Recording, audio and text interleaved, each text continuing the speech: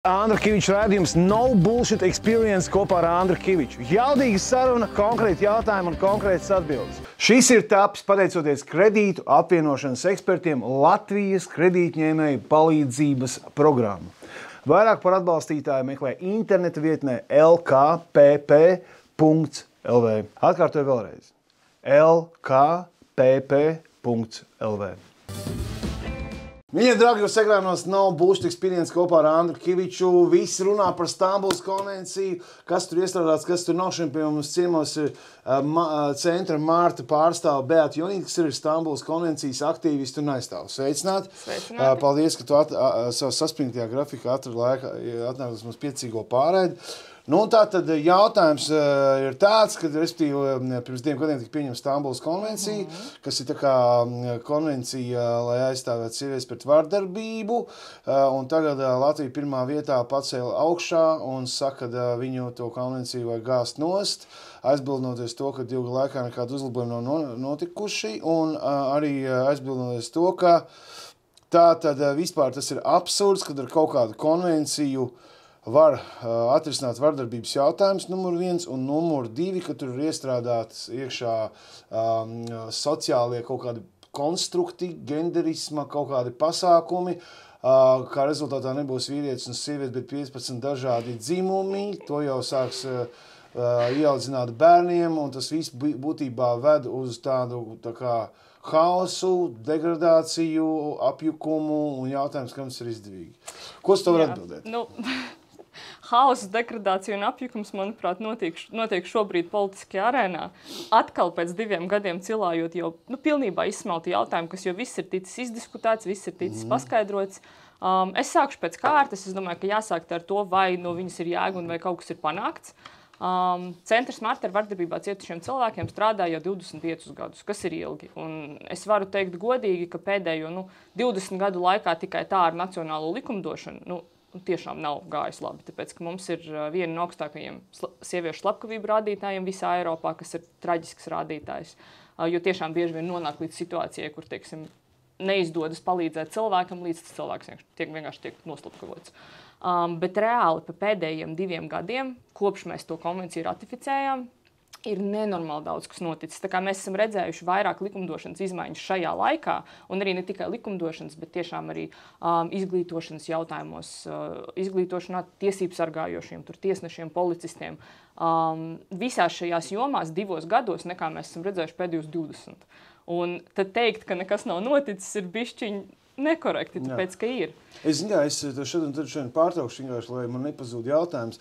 Personīgi man šķiet, ka tie, kas tās sievietes sit dēļ atmosfēras ģimenē vai kaut kādas psihiatrijas, šizofrēnijas, paranojas, mums ir arī garīgi ļoti nevesela sabiedrība. Ja? Tos kaut kā ar kaut kādu konvenciju, kaut kā nevar, man liekas, ka apturēt, tas būtu līdzīgi kā izdot konvenciju pret alkoholu Latvijā, apkarojumu, tā kā, tie, kas dzēra, tie dzers, un man liekas, tie, kas ir tendēti uz to izreitināšanos fiziski ģimenē, tie to darīs tāpat kaut kur šobrīd, es negribu nevienu Latvijas nostūru, bet kaut kādos dziļos Latvijas nostūros, koka mājelēs, kaut kur kaut kādās pamestās trīsstāvēnēs, kaut kur, es nestādos priekšā, kā papīrs, ja? Bet man loģiskais jau, kā izdots kaut kāds papīrs, tu domā, ka kāds, piemēram, ir ģimene, ko Džeks es tev uzdošu pretjautājumu. Viņš ir iesis pļauku sievieti, viņš bet tā konvencija. Nē, bet es tev uzdošu pretjautājumu. Protams, ka ir cilvēki, kas neseko papīriem un neseko likumam vispār, un viņiem ir vienalga. Kāpēc tam mums Latvijā vispār ir likumi?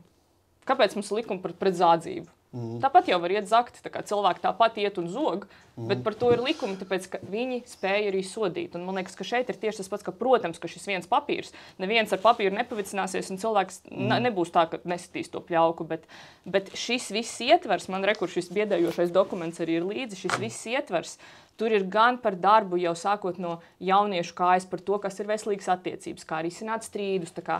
Šis dokuments ietver gan to priekšdarbu, kas ir tās vispār sakne, kāpēc ir tā vardarbību. Jo sakne pa lielam tam visam nāk arī lielā mērā no tām sabiedrības lomām. Nu, tas, ka mēs uzskatām, ka sievietei varbūt ir kāda mazāka loma sabiedrībā vai katrā kultūrā savādāk. Citās kultūrās sievietes, nezinu, savas potītes nedrīkst rādīt, citās savādāk.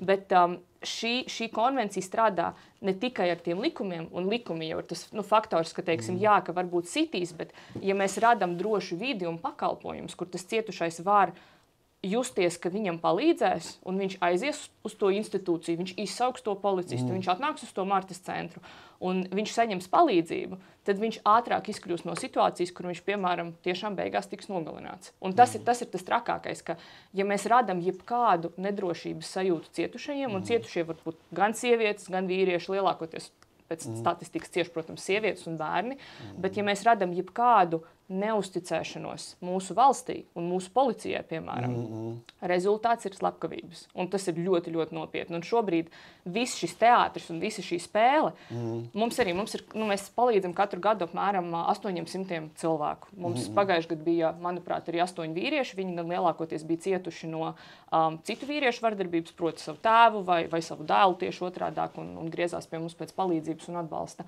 Psiholoģiskā un tādējādi, bet arī no mūsu cietušajiem jau ir sākušas izskanēt bailes. Un, kad cilvēks ir jau tā cietis no vardarbības, viņam ir iedragāts pašvērtējums, viņš nezin, kur griezties, viņam, piemēram, draud, ka, nezinu, ja tu kaut ko ies un mēģinās darīt, es tev atņemšu bērnus, vai es nezinu, vai es tevi izmetīšu no mājām, vai kaut ko tādu.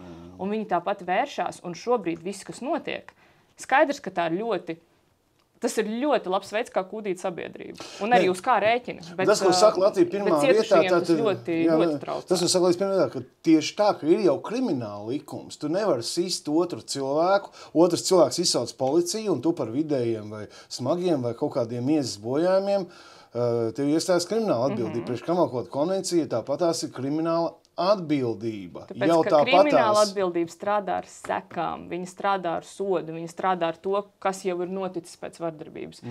Tas, kas ir konvencijā, tur ir gan šī preventīvā daļa, kas ir darbs ar cēloņiem, kas ir tā izglītošana, gan jauniešu izglītošana. Jaunieši arī nepiedzimst dzīves gudri un nepiedzimst zinot, kas ir normāls attiecības. Tur ir gan tas, tur ir gan par cietušo aizsardzību, gan par sociālajiem pakalpojumiem, gan tur ir visas iespējamās definīcijas, piemēram, kas ir sieviešu dzimuma orgānu kropļošana, kas dažās kultūrās ir ļoti pieņemama kultūras norma, gan definīcijas izvarošanai, visam citam, gan tur ir šī atbildības daļa. Tur principā ir tā kā visi bloki šiem vardarbības jautājumiem, un šis dokuments, viņš diezgan vienkārši ir tāds, tur nekā tāda nav. Tā ir konvencija, kā jebkurš starptautisks līgums, mēs esam tādus 100 ratificējuši, un tur vienkārši pāntu pa pāntam iet visos līmeņos. Bet mūsu nacionālā likumdošana, tikai likumdošana vien, viņa strādā ar sekām, viņa nestrādā ar to, kā novērst nākotnes vardarbību. Kā tas ir iespējams? Es visai, man ir 48 gadi, esmu dzīvi redzējis, bišķiņ par daudz, nekā man vajadzētu. Realitātē parastais stāsts parasti ir tāds, cilvēki iemīlās, sāk dzīvot kopā. Piedzimst bērns, 1 vai 2, džeks nenormāli rukā, lai to visu pavilktu. Latvija neaizmirsīs Eiropas Savienības trūcīgākā valsts ir. Jā. To mēs ar tiem varbūt tā nejūtam, bet ļoti daudz cilvēku to jūt. Un lēnām viņš jūt, ka viņš to vezumu dažreiz var pavilkt, dažreiz nevar. Sieva viņam saka, klausies, man pietrūkst uzmanības, ko tu neesi mājās. Viņš saka, klausies, es vispār mūsu uzturu neaizmirst. Te sāksies baigā rutīna, cilvēki jau ilgi ritenis otram uz nerviem, tas ja viņi ir psihiski veseli. Un tādā brīdī viņš saka, vispār pasties, ka tu sēdi mīkstā divānā, skaties televizoru, es rukāju, lai mums viss būtu ko ēst, un lai mēs ar mazbraukt kaut kādā ceļojumā. Kāpēc mums ir tāda sistēma? Vienkārši tā ir reālā dzīve, tas nav spriežams. Un sievieti brīdī saka, tu gribi teikt man, ka es esmu nulle. Tas ir tas, ko tu gribi teikt. Viņš ir klausies, zin kā, moškā aizveries, un tad viņi sāk močīt pa viņu māti, vēl par kaut ko kāds vispār. Kad mums pēdējo reizi bija seks, viņš saka, un viss aiziet, stop, viss nomierinās, esklēs. Ja tur, es saku, pēc manas dzīves pieredzes, un pēc tā, ko es dzirdu apkārt, ja ir iesaistīts alkohols un psihiatrija, vardarbība ir faktiski neizbēgama, jo tas viss ir eskalējies ilgāku laiku, un tam nevar sagatavot, jo šie cilvēki satikās kā mīļi, forši cilvēki, varbūt viņiem tur sākumā kaut kas es tev mīlis, tev arī kaut ko, varbūt viņi nav vispār domāt dzīvot kopā, daudz cilvēku nav domāt, lai viņiem būtu bērni, bet tam īsti sagatavot, drausmīgi grūti. Nu, tā kā, jo es saprotu, ka tas Stambulas konvencija no tiem, tas tā kā tāds preventīvs materiāls. Preventīvs. Jo skaidrs, ka neviens tie varmākas viņi to Stambulas konvenciju nelasīs un galvenais, ka arī... Esošiem varmākām ir sodi, bet mēs varbūt varēsim ietekmēt, ka mūsu bērni un mazbērni pēc tiem 10-20 gadiem darīs savādāk. Un tas ir tas, kas mums... Un nelaimība ir vēl tā arī, kad sievietes bieži vien to norīja, jo viņas ir absolūti totāli materiāli atkarīgs no šī vīrieša.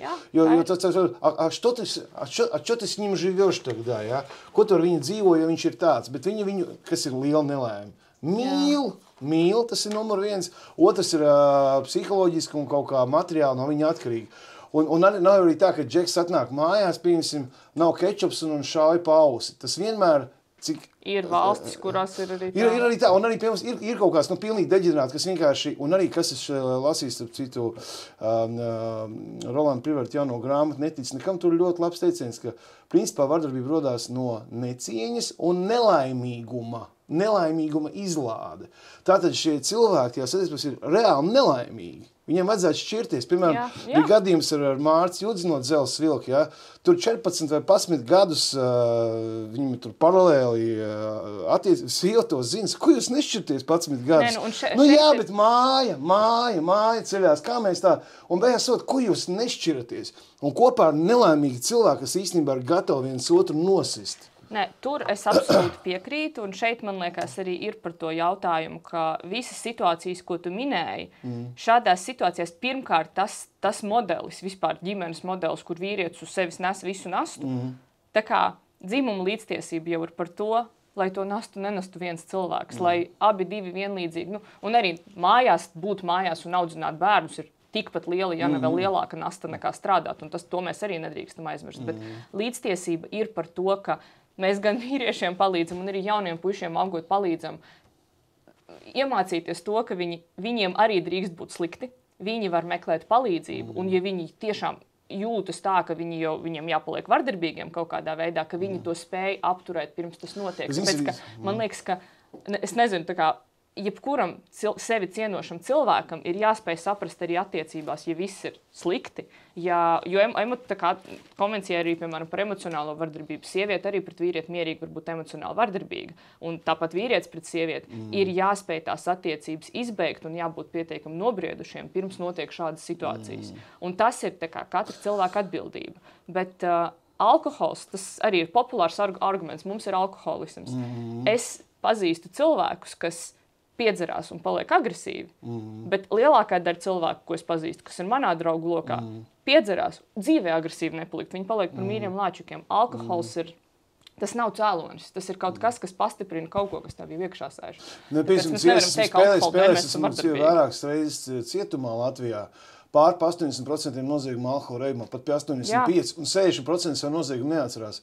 Tomēr alkohols ir, bet viņš ir jautājums. Bet viņš izvēl ārā kaut kādas tevī sādošas lietas. Jā, kaut kādas sāpi es nepalieku agresīvi. Sāpi vai nelaimi, kas jau cilvēkā ir, saprot, jo es nedomāju, ka kāds vīrietis no rīta pamostās ka varētu šodien kādī uzšaut kādai sievietei. Jā, bet tikko tas paliek normalizēts un parasti, kā mēs redzam arī no cietušajiem, un atgādināšu, ka mēs neesam šo izgudrojuši, mums tiešām nāk cilvēki, kuriem mēs palīdzam izrauties no tā visu un sākt jaunu dzīvi, un pēc tam pēc kaut kāda laika varbūt arī jaunas attiecības.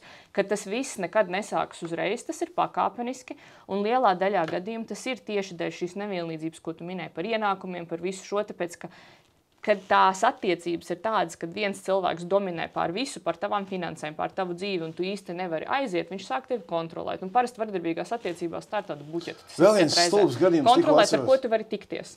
Kur tu vari iet, ko tu drīkst redzēt. Attālina tevi no tavas mammas un draugiem, attālina no ģimenes, un beigās tev neviens kā cietušie netic. Vardarbības veicējs ir lielais varonis, un to arī nevar aiziet. Un trakums ir tas, ka es saku, Latvijā ir nenormāla psihiatrija. Visi tie sociopāti. Sievietes gan vīrieši ar narcisu sindromu smagāko, manipulātoru. Vienkārši tik smāk, ka tu vienkārši, tas nav tā, ka normāli cilvēki, te viens otram kaut ko, es 80 gadījumā, Džeks man stāstīja no Saldus, viņš pieķer sievai izziņas telefonā. Viņš klasās pa īziņām, un tur viss atklāt to. Viņi saka, nekas tāds nav. Viņš saka, kā nav, ir. Un viņiem 2 mazi bērni, viņš saka, bet ko tu man muldi? Es taču redzu, kad ir. Un viņam melo, viņš saka, un es nevaru, viņi man dirž acīs skatoties. Man viss apgriežās otrādi. Viņi man paņem, iespļoja feisā un iesit ar kāju pa kulu, un es viņu automātiski uzšāvu pretī pļauku. Viņi, tu man iesiti? Viņš saka, jā, ka man šis solis savējās nejūtu, man sejā ar tavu harču, un tu man tavā telefonā sarakstīsi ar mīļākiem, un man acīs skatoties 3 un 2 bērnu māstās, ka nekā tāda nav. Un Džeks kā Anģiņš man raud pa telefonu, viņš saka, Anģi, es vispār negribēju, un es vienkārši sieviešu sitais sanāk baigais. Kā tas viss notika, to vajadzēja? Un arī tas tie nejauši jārīkojas pirms tādas situācijas notiek, un cilvēks nav dzīvnieks. Cilvēkam ir spējas sevi savaldīt. Nav. Mums ir augstākas tomēr spējas, kognitīvās, visas citas savaldīt savu roku. Kurā tā cilvēks nav dzīvnieks. Viss cilvēks vēstures sastāv īstenībā, bet, ja mēs pastamies, viss cilvēks vēstures sastāv no vienīgas vardarbības. Vienīgi kari, vardarbība. Bet mēs tāpēc attīstamies un cenšamies veidot tādu pasauli, lai tas tā nebūtu. Mēs cenšamies veidot labāku pasauli mūsu bērniem, lai viņi nekāptu uz tiem pašiem grābekļiem. Bet, diemžēl, jaunieši ir tik daudz ar antidepresantiem un depresijām tagad, kā nekad agrāk. Ir, bet tas arī tur var ļoti daudz lietas vainot to, cik mums ir nenormāli pārplūsma ar informāciju, pārplūsma ar sliktām ziņām, ar visu citu, tur vientulība, sociātīkli, bet tas, ka mums ir jācenšas izmantot visi rīki, kas mums rokās ir, lai tiem bērniem palīdzētu un neizaugt tādā pašā vidē, kādā augām mēs. Un šeit, redz, tā kā šis dokuments, viņš tiešām praksē ir, mums ir grozīti krimināla likumi, mums ir ieviesti jauni pakalpojumi, beidzot ir krīzes dzīvokļi, mums ir tik daudz labas lietas notikušas pa pēdējiem gadiem. Neviens cilvēks, kurš ir šajā opozīcijā, kas sniedz šo priekšlikumu, reāli nevar nosaukt nevienu tādu pēkšņi sliktu kulminatīvu lietu, kas ir notikusi kaut kad tikko dēļ šī papīra. Šis papīrs, tas ir līgums, kurš dod mums vadlīnijas un vēl dod mums iespēju starptautiski salīdzināties. Tāpēc, ka ir tur tāds mehānisms, kas ir monitorings, brauc tāda komisija, viņi arī novembrī tagad brauks uz Latviju. Un mēs kā reiz tagad gatavojam viņiem ziņojumu par situāciju, kā mēs redzam no cietušo puses, kas ir noticis. Un tas mums palīdz, šis dokuments mums liek atskaitīties par progresu, strādāt ilgtermiņā, un es nerunāju, ka tagad pa 2 gadiem viss ir atrisinājies. Tas ir darbs uz 10 gadiem, uz 20, uz 30 gadiem. Un mēs esam daļa no šīm 39 valstīm, kas ir milzīgs valstu skaits, kas ir ratificējuši, un nevienā no viņiem nav nekā arī konservatīvas valsts. Polija, tas ir līdzīgi kā ar gejiem un dragvīniem un kvīriem un visiem šitiem kadriem. Man liekas, tas ir 0,001% sabiedrības. Tāpēc es saku, ar ChatGPT ierakstīju, kur gan es citur to varēju ierakstīt, cik cilvēku Latvijā šobrīd precējušies. Un rakstīts, ka apmēram 600,000 cilvēku precējušies, tātad 300,000 pāri. Ja? 300,000 pāri, kur droši vien vīrietis un sievieti, nezinu kādā vecumā, daudz droši vien tur 80, tur zelta kāzas, 70. Dabīgi, ka vienmēr būs kaut kādi superlaimīgie cilvēki, kas skūpstīsies līdz pēdējai nāves stundai, tad būs cilvēki, kas vienkārši dzīvo kopā. Droši vien senviens vairs nemīl, bet viņiem ir labi, viņi kaut kā dzīvo.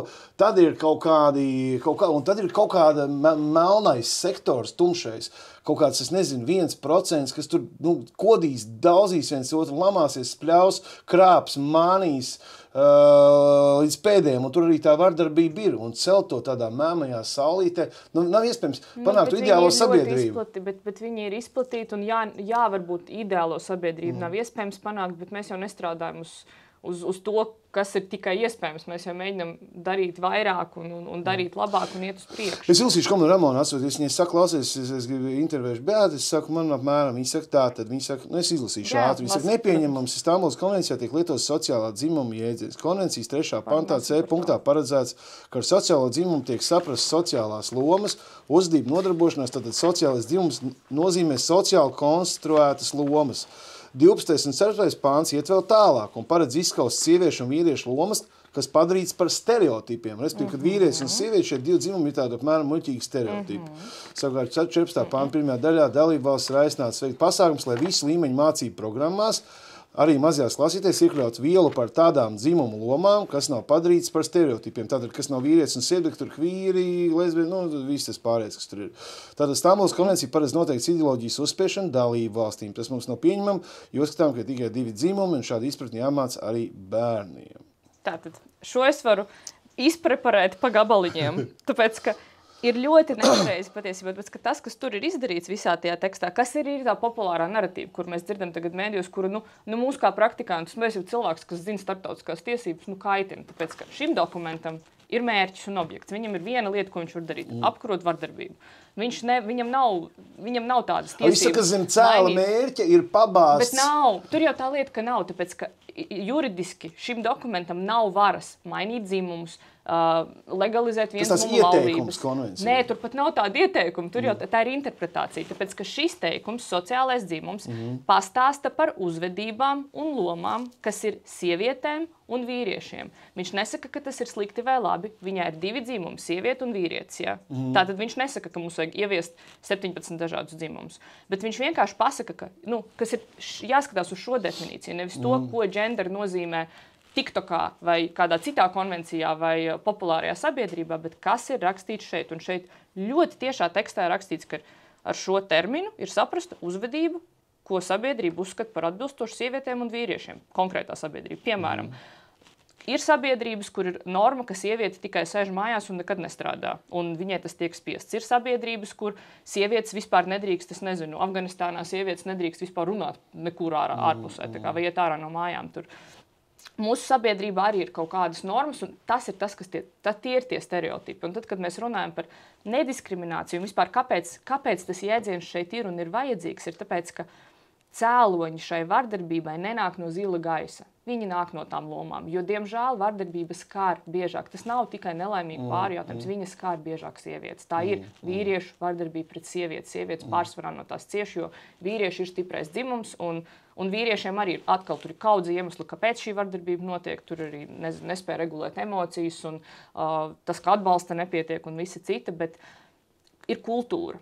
Tas, ko saka šis dokuments, ir, ka mums jāstrādā arī ar to kultūru, bet šeit neviens nesaka, ka bērniem ir vai tev tiešām liekas, ka šīs 39 valstis ir ratificētu šo dokumentu, ja bērniem liktu mācīt, ka viņi bērndārzā var mainīt dzīvības? Es tev pateikšu, kas man pārsteidz, skatoties vispār uz pasauli kopumā.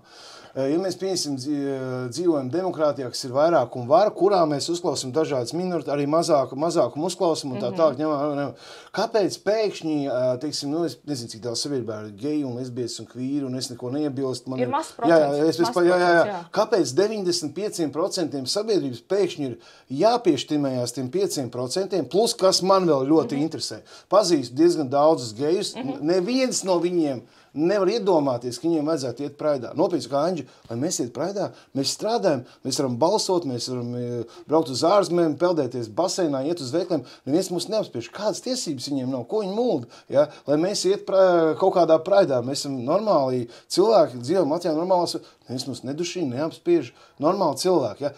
Kāpēc pēkšņi tas krāsainais pasākums, varvīksnis, ir vienkārši tik nenormāli jāakceptē, ja mums īstenībā, godīgi sakot, valstī, pirmā vietā ir nabadzība, tā kā lielākā problēma. 35% dzīvos nabadzības riska robežu. Tu man paskaidroši to te? Kāpēc geji un lesbietes un viņš te cilvēciņi, kas īstenībā ir pārņemti vaiprātīgi ar sevi, nevis ar tur Latvijas kuplināšanu, ir vienkārši tādā topikā? Tā ir tava pozīcija par šo, bet... Es pateicu pēdējo. Latvija, iedomājies, ja nebūtu cilvēki. Latvija ir tāda tukša zeme, teritorija. Tātad, kas ir Latvija? Latvija ir cilvēki. Piemēram, man ir 4 bērni, es nevienu reizi, pieņemsim, nodarbojoties ar seksu, nedomāju par Latviju. Nevienu reizi, godvārds. Es nedomāju par Latviju vai par to, kā es kuplidu valsts demogrāfiju, ja? Bet vienkārši, tu iemīlējies, tu mīlējies, un tāds dabiski pasaulē notiek. Bet tomēr no tiem pāriem, heteroseksuāliem tie cilvēki kā rodās, un viņi tie čaļi domā, kā nopelnīt pīķi, viņi domā, kā zāles sīkiem izskolot drēbes, visi viņi siltu ekonomiku. Cik esmu pamanījis gejiem, ja? Viņi pārsvarā, es nesaku visiem, ir pārņemti vājprātīgi ar sevi, ar saviem jauniem matiem, nagiem. Ja viņi jau dod kaut kādu nenormālo pienesumu valstī, bet viņi totālie Pagandri, ļauj man nokomentēt. Iemīlējušies sevi patērētāji. Ļauj man nokomentēt. Tas tā kā, es godīgi runāju, tas tā kā es to redzu. Es nesaku, ka slikti cilvēki, bet tā kā vērtība ir tētis, mamma un tie 2 vai 3 bērni. Ļauj man nokomentēt. Pirmkārt, visi cilvēki ir dažādi, ir ļoti dažādi tēti un mammas ar ļoti dažādām prioritātēm un šādi patērētāji tipi cilvēki, kas pasaulē varbūt tavā ieskatā neko. Pirmkārt, viņi arī maksā nodokļus, viņi strādā, viņi dara visu citu, bet šādi cilvēki ir visos līmeņos, nav atkarīgi no tā, kāpēc kāda ir seksualitāte. Kāpēc viņi ir jāglorificē pēkšņi? Vai glorificēt tos, kuriem ir tā goda karte, kur ir 3 sīkie, katru rīt piecelties, zeģbiks, skurtkas, cepurs, viss saģērb zabi uz vienu bērnu dārs, tur savākt. Bet cilvēkiem ir savas individuāls kā viņi grib dzīvot. Tas te nenormāli mainīs tavu dzīvi, un kad tu pēkšņi uz visu dzīvi atbildīgs un jārūpēs. Un blakus stāv čāls, kas šodien ir nokrāsojis rozām acis zeltiem, un man šodien gribās eklēru. Un tā ir iebjās visi tie idioti bērni. Andri, lūdzu, man izteikties. Lūdzu. Kad mēs runājam par viendzimumu attiecībām, tā ir atsevišķa diskusija. Un tas ir pats svarīgākais, kāpēc es vispār šeit esmu. Kas ir protestos piedalījās? Tur nav nekāda sakara ar nekādas. Šis ir tikai par vardarbību. Tur nav nekādas runas par viendzimumu attiecībām. Tur nav nekā no tā. Tā kā vienīgais, ko viņš saka, ir tātad vienzimuma pāri, vai pat ne pāri vienkārši. Tā kā tur ir 1 pants, 4. pants, kur ir rakstīts, ka šī konvencija nediskriminē, un tur ir rakstīts, ka viņi nediskriminē pret vīriešiem, viņi nediskriminē pret cilvēkiem dažādu vecumu, viņi nediskriminē arī pēc seksualitātes. Proti, vienīgais, ko šis dokuments pasaka, reāli vienīgais ir, ka, ja tu esi homoseksuāls cilvēks, tevi nedrīkst cist. Vai mēs piekrītam, ka drīkst? Sit baigi? Nu, tieši tāpat kā visās attiecībās. Kaut kur kādam iedot purnu šādam tieši tāpat kā visās attiecībās, kur tāpat kā vīrietis var sist sievieti vai sievieti var sist vīrieti, arī viendzimumu pāros var būt tieši tāda pat vardarbība. Šis dokuments jau pasaka, ka tur nav vietas vardarbībai, bet viņam nav nekāda sakara ar viendzimumu pārtiesībām. Nekāda. Par to, ko tu pirms tam minēji, par to, ka kaut kas tiek glorificēts, Praids ir 1 diena gadā. Tas ir viens pasākums. Kāpēc man, piemēram, nekādā veidā, kā cilvēkam, kas ir heteroseksuāls, man netraucē, ka cilvēki, kas piedara šai kopienai, reizi gadā iziet savā atbalsta gājienā, un man tas netraucē, un es priecājos par to, ka viņi var dzīvot brīvu dzīvi, un viņiem nav bail. Un, piemēram, tas dzīvesbiedru likums, kas atkal ir pilnīgi atsevišķa lieta no šīm ar to nav nekāda sakara. Viņš nosaka tiesības uz to, ka cilvēks var uz slimnīcu aizbraukt, ja tev partnerim paliek slikti. Piemēram, jūs esat vienzimuma attiecībās. Reāli pirms bija dzīvesbiedru likums, un kādam palika sūdīgi, un viņš aizbrauc uz slimnīcu, tas viņa partneris nevarēja pie viņa tikt un pieņemt kaut kādus lēmumus, ka tas, piemēram, būtu nepieciešams. Un šie vienzimumu pāri, piemēram, vai jebkādi pāri, tāpēc, ka tas jau visiem attiecās, ir dzīvojuši kopā 30 gadus, un pēc tam nevar slimnīca apciemot savu mīļoto cilvēku. Zini, es nesaprotu, par ko ir lepēr, teiksim, skaties, šis deģenerāts Royce Rodžers, kurš pats pseidonīmu nevarēja izdomāt pats, kas ir slavena. Viņš ir man ļoti tuvs draugs, bet man tas nesaka. Viņš nevarēja pat izdomāt savu pseidonīmu, Royce Rodžers, normāli. Tas ir amerikāņu dziedātājs, Royce Rodžers. Viņš stāv ar plakātu Tēvzemīt, Geizemīt, un esmu pārliecināts, ka tie sēni, kas piedalījās Latvijas brīvības kaujās no 18. līdz 20. gadam, 1920, kur daudz karavīri bija 15, 16, 17, 18 sēni, kur sapņoja par Latviju, kurā būs sievietes un vīrieši un ģimenes un kā Latvija un plauks. Viņiem plakāts Tēvzemīta, Geizemīta ir reāls pļāviens uz viņu kapa. Ja? Un ir kaut kas jāfiltrē. Tādi ir tavi draugi.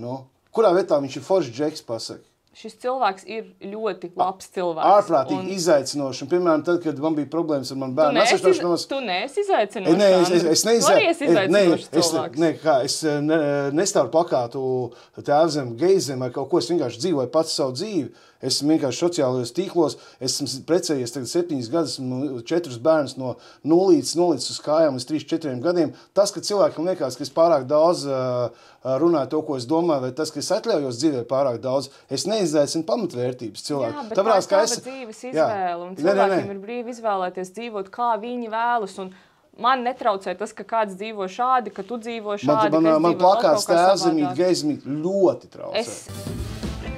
Mūsu atbalsta un saku paldies kredītu apvienošanas ekspertiem Latvijas kredītņēmēju palīdzības programmu. Vairāk par atbalstītāju meklē interneta vietnē lkpp.lv.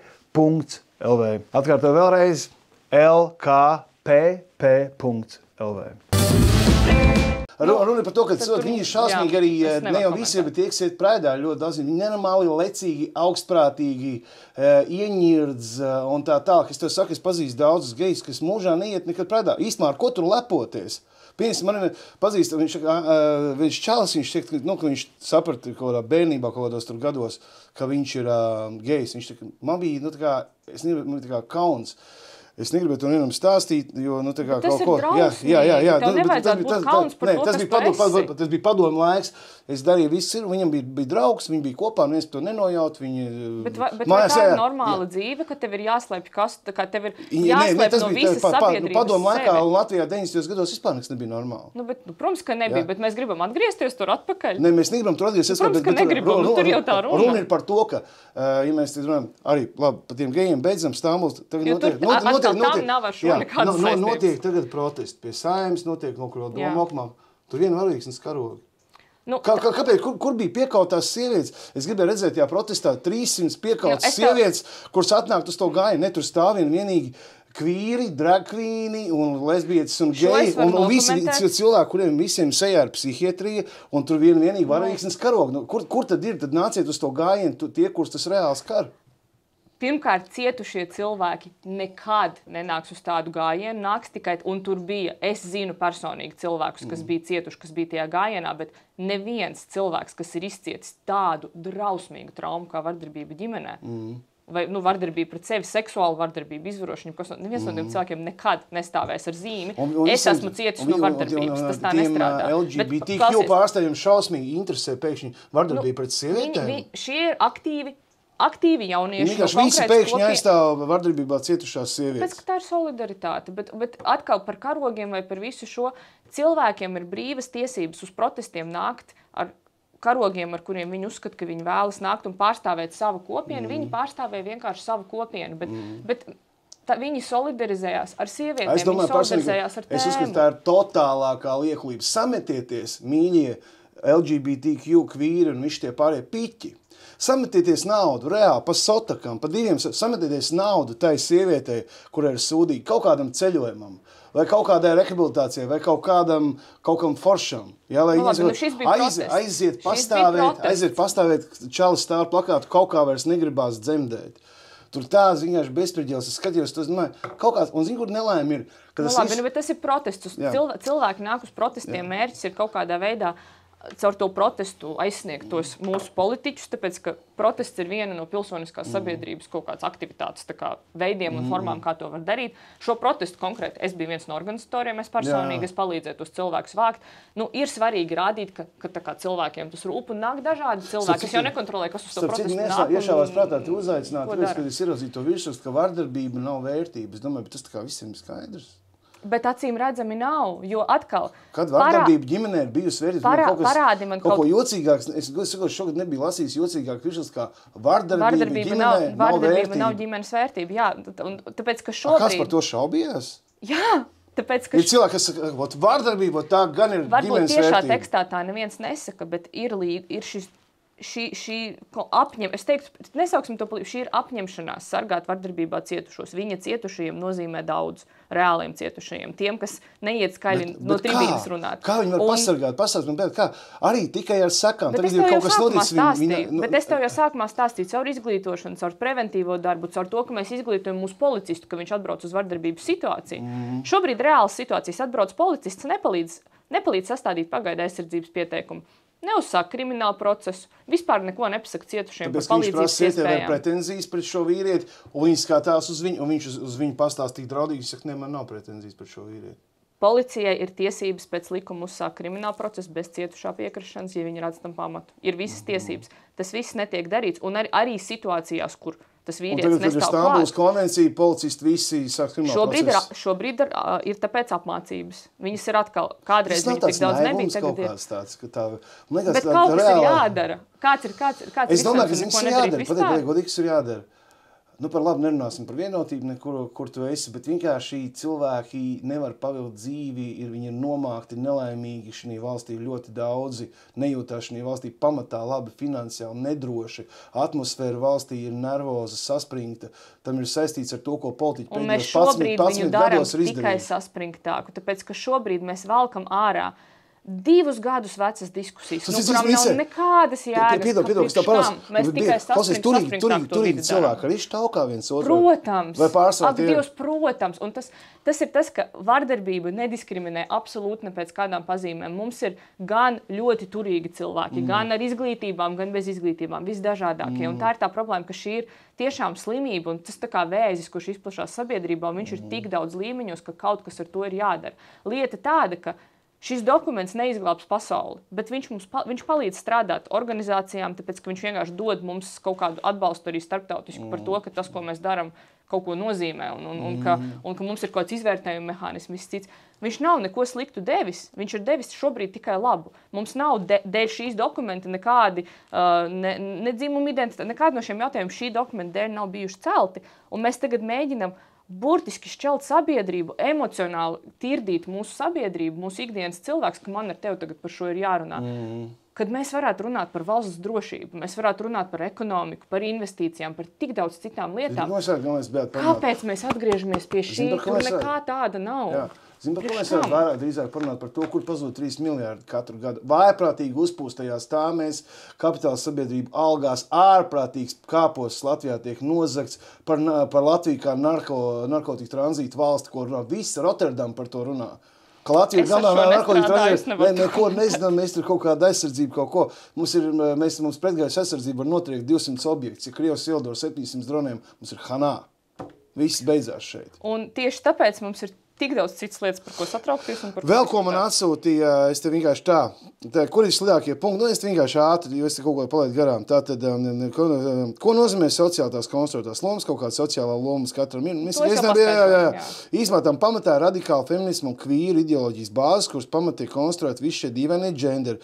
Ja mēs sociālās dzimes definīciju ielaižam Latvijas tiesību sistēmā... Bet viņi jau tur ir. Nevar izlasīt, ko man atsūtīja Ramona. Ramona nezinu savu starptautiskās tiesības acīm redzam. Pirmo reizi termins gender Latvijas tiesību sistēmā tika ieviests 2002. gadā. Tas ir pirms 23 gadiem. Ja atcerēsim Stambulas konvenciju, nākamais solis būs skaidrs. Ar Satversmes tiesas spriedumu 110. pantā tiks ielasīts paplašinās tulkojums tas, ka jēdziens sieviete un vīrietis nav obligāti jāsaprot kā bioloģiskas būtnes, bet kā sociāli konstruēti jēdzieni. Un arī, jūs sakat, ka nē. Klausies, Ramona... Bet pirmo reizi mūžā es ka pieauguši cilvēki.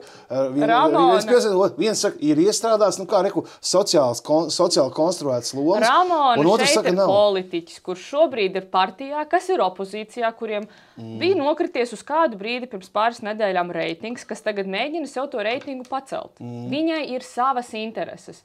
Es esmu cilvēks, kas aizstāv cietušos. Jā. Es varu atkal nolasīt šo definīciju. Tātad jau cietušos. Tātad ar sakām arī tu darbojies. Nē, protams, bet ne tikai. Pagaid, mēs strādājam Ukrainā arī. Mums ir prevencijas programmas jauniešiem. Mēs arī palīdzam, braucam, piemēram, skolās, mācam par to, kas ir veselīgas attiecības. Mēs esam tie, kas izglīto, piemēram, mums bija tiesnešu mācības, ko organizēja Tieslietu akadēmija. Mēs apmācījām, mēs nestrādājam tikai ar sakām, mēs strādājam ar izglītību. Bet atkal par tiem genderiem un visu šo terminu pirmkārt.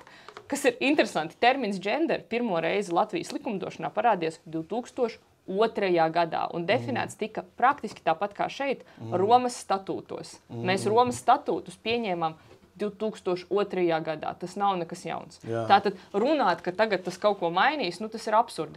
Teikt, ka tagad mēs grozīsim satversmi, kādā sakarā? Jo Satversmes tiesa atzina, ka šis dokuments ir saskanīgs, neko tur nevajag grozīt. Un es saprastu, ka viņi tagad sāktu šitādu šūmi, ja mēs mēģinātu grozīt satversmi.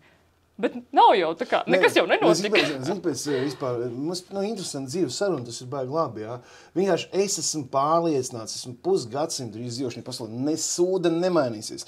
Tie, kas daudzīja viens otru, tie daudzīs, kas mīl, tie mīlēs, kas dzīvos tādā remdenās attiecībās, aprēķina attiecībās, tie dzīvos tādās, un tas viss ir tāpēc, kā alkoholu tagad nogriez no 8 vakarā, nevar nopirkt šmīgi, viss skrien ātrāk un nopērk. Es tikko biju Spānijā, pēc 4-7, nevienu piedzēruši cilvēku neredzēju. Nevienu, nekur.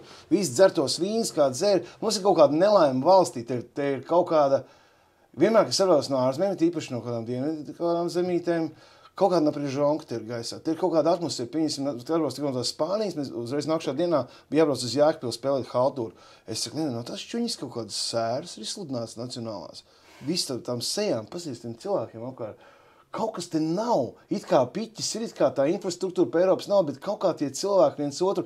Un arī iedomājies, ka šitāds sūds, kā Stambulas konvencija, var uzsvērt šitādu šūnu. Šitādu dzimstā. Tas nenāk, kā kaut kādu neapmierinājumu. Nu, pieņemsim, kas tiem nelaimīgiem gejiem, lesbietiem, nu, tiksim, strādājiet, jūs varat strādāt, jūs varat ceļot, jūs varat vēlēt, jūs varat iet, darīt pilnīgi jebko, izņemot, nu, jā, bērnus, tagad adoptēt bērnus. Kašanam ar Jānu, kamēr viņi vēl bija kopā, bija lieliski iespēja adoptēt zīdainas, pasvītroju, tikko dzimušu. Un es gribētu redzēt, kā visi Latvijas priekšā 2 geji tik galā 1,5–2 gadus, kas ir vissmagākie. Paņem 6-gadīgu, 7-gadīgu čalu no Namībijas ar kakao ādu, un es gribu tādas krūrēniem matiņiem un baltām acīm, no tādu puisīti mēs gribētu, kurš jau pats kakādu ar karotīti māk lasīt, un kurš jau ir uzaudzināts. Tādu mēs varētu paņemt. Bet no zīdaina, zin, kā tas Anģi, ko tu jūs cīnāt, kuras tiesības jums nav? Jo es zinu, nenormāli daudz gejs, kas piemēram... Es nevaru komentēt šis, es strādāju ar vardarbības jautājumiem. Vēl viena teorija, tas viss ir dēļ piķa. Tas viss ir dēļ piķa. Skalbas centram 1 miljons, viens zvans dienā. 400 zvani gadā. Būtībā ir jāmaksā kādai speciālistai, kas sēž vadu otrā galā, ja zvana kāda sieviete. Nu, maksājumi tai sievietei, piemēram, 5,000 mēnesī. Un gadā tas ir 5x12, 60,000 maksā mēnesī. Labi, vienkārši. Kur ir miljons? Es to varu pastāstīt. Es nezinu par skalbi finansējumu, es tur nestrādāju. Centram Marta arī ir visur caurspīdīgi pieejami finanšu pārskati. Mums no valsts nauda nāk tikai un vienīgi, tā kā nauda sekotam cietušajiem cilvēkam, proti mums ir konkrēts atalgojums par psihologu konsultāciju stundām, un nauda aiziet tieši tik daudz, cik stundas psihologs vai sociāls darbinieks vai jurists ir konsultējuši. Tas nav... Pareizi, viņiem jāmaksā algas. Protams, ka loģiski, viņi ir cilvēki, viņiem arī ir ģimenes jāēd un tā tālāk. Tā kā nauda seko konkrētam cilvēku daudzumam, kam tā kā ir, kas palīdz citiem cilvēkiem. Mums ir diezgan liels budžets. Bet lielākā daļa no Centra Marta budžeta, piemēram, tā kā, ja skatās mūsu finanšu pārskats, aiziet mūsu darbam Ukrainā. Ja mums, piemēram, caur ārlietu ministriju arī ir projekti, mums ir projekti arī Eiropas projekti. Es piemēram, mana alga nāk tikai no projektiem, tāpēc, ka mēs rakstam projektus, mēs pēc tam par viņiem rakstam atskaites, un tas ir visāds finansējums. Eiropas Savienības, visādi finanšu instrumentu, viskaut kurienes, un arī baigais darbs ar rakstīt tās atskaites patiesībā tam visam, tāpēc, ka ir katru dienu ar kaut ko jāstrādā, bet tev ir visu laiku jādomā par atskaitēm. Bet, piemēram, tas darbs Ukrainā, kur mums aiziet puse finansējuma, mēs tur esam izveidojuši pirmkārt filiāli, par ko, šis nav varbūt kaut kas, par ko mēs daudz runājam, bet mums ir filiāli Kīvā tagad, un mēs esam izveidojuši 3 centrus sievietēm, kas ir cietušas no seksuālās vardarbības kara laikā. Un tagad viens no tiem centriem ir konkrēti tam, tie pārējie 2 ir priekš sievietēm un bērniem principā, kas ir spiesti būt pārvietoti, kam ir bijis jāpārbrauc, un, piemēram, viņiem vīri ir armijā, viņas ir dzīvo pilnīgi citā vidē, viņām nav komunikācijas. Un, principā, šajos centros viņas var dabūt gan bērnu aprūpi, gan kaut kādu socializāciju ar citiem cilvēkiem. Un tas palīdz šajā kara laikā cilvēkiem vienkārši kaut cik funkcionēt un dzīvot. Un mums Ukrainas darbam ir lielākā daļa visas mūsu naudas. Tāpēc, ja skatās mūsu finanšu pārskatu, skaidrs, ka šo visu tur ir cilvēki, kuriem ir jāmaksā algas, kas palīdz, kas dara ļoti vērtīgu darbu. Bet, sociālajai nozarei ir vajadzīgi līdzekļi. Tie arī ir cilvēki, kas palīdz citiem cilvēkiem, un šie cilvēki izdeg, viņi dara ļoti smagu darbu, viņi ikdienā uzklausa tādas svētās šausmas. Padomāt, ko jebkurš no mūsu psihologiem ikdienā dabūtu dzirdēt no cietušajiem. Vājprāti. Klau, kas tagad būs ar Stambulas konvenciju? Es, protams, ceru, ka šis cirks beigsies, jo manā ieskatā tas tiešām ir cirks. Tā tīri tehniski tagad tas ir ārlietu komisijā. Viņš ārlietu komisijā būs, viņi turpinās skatīt arī nākamnedēļ un gan jau vēl aiznākamnedēļ un pēc tam. Par to ir jānobalso 3 lasījumos ārlietu komisijā un pēc tam par to ir jābalso atkal Saeimai. Tā realitāte šobrīd ir tāda, ka vienīgais iemesls, kāpēc tas atkal ir aizgājis uz Saeimas komisiju, ir tāpēc, ka Zaļo un Zemnieku savienība ir nobalsojuši kopā ar opozīciju.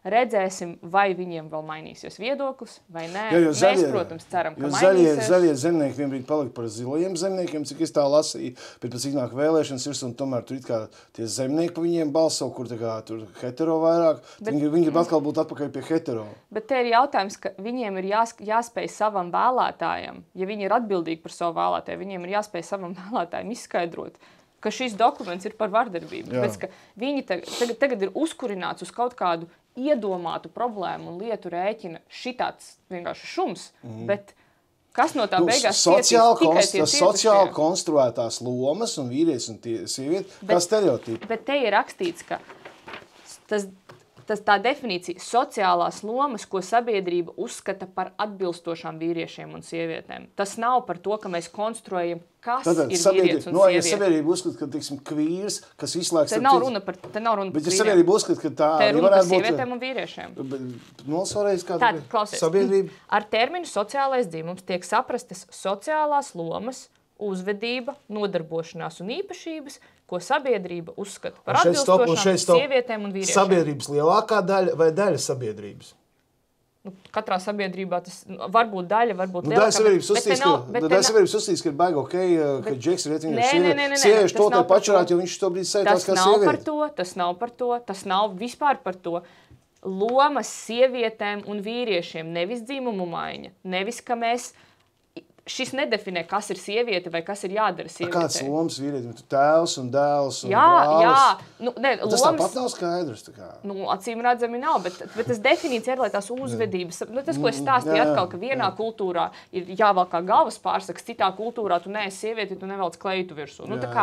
Tās ir tās lomas, viņš nemaina definīciju, kas ir sieviete vai kas ir vīrietis. Viņš nedefinē bioloģiski, kas tas ir, joprojām bioloģiski šajā dokumentā ir sieviete un vīrietis. Viņš runā par uzvedībām. Mēs nevaram izraut vienu teikumu ārā no atkal juridiska starptautiska dokumenta, kur ir ratificējusi gandrīz visa Eiropa.